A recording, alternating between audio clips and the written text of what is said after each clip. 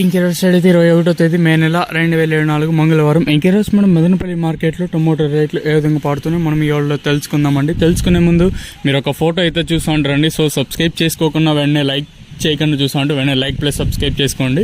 కొత్తగా ఎవరన్నా వస్తూ ఉంటే ఇంకా మన ఛానల్కి ఏమన్నా కొత్తగా వచ్చింది. సో లైక్ చేయకుండా చూస్తూ ఉంటే అలాగే లైక్ చేయండి. అలాగే సబ్స్క్రైబ్ చేసుకోకుండా చూస్తూ ఉంటే వెంటనే సబ్స్క్రైబ్ చేసుకోండి. దిగుమతుల గురించి ఉదయం వీడియోలో చెప్పాను. నేనుతో పోల్చుకుని స్వల్పంగా దిగుమతి అయితే పెరిగింది. మరి భారీ స్థాయిలో నేను చెప్పలేదు, కానీ నేనుతో పోల్చుకుని స్వల్పంగా దిగుమతి అయితే పెరిగింది. ప్రస్తుతానికి భాగ్యలక్ష్మి మండి కంప్లీట్ అయిపోయింది.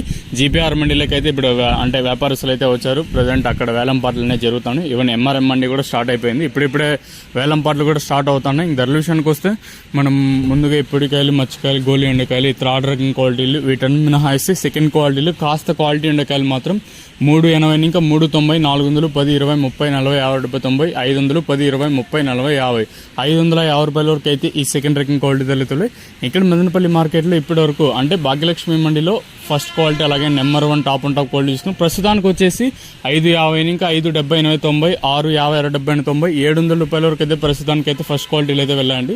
నిన్న ఒకటి ఏం జరిగిందంటే మనకి వర్షం పడింది. సో దానివల్ల కొంచెం కాయకి అనేది షైనింగ్ అనేది తగ్గింది.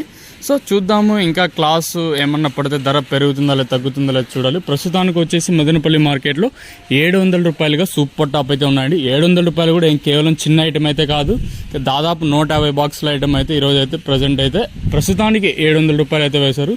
చూద్దాము ఇంకా వేలంపాట్లు ఇంకా ఒక్క మండి మాత్రమే కంప్లీట్ అయింది కాబట్టి ఇంకా చాలా మండీలు వేలంపాట్లు పెండింగ్ ఉన్నాయి. చూద్దాము ఇంకా యాక్షన్తో పూర్తయ్యే సమయానికి ఈ ధర ఇంతకన్నా పెరుగుతుందో లేకపోతే చూడాలి.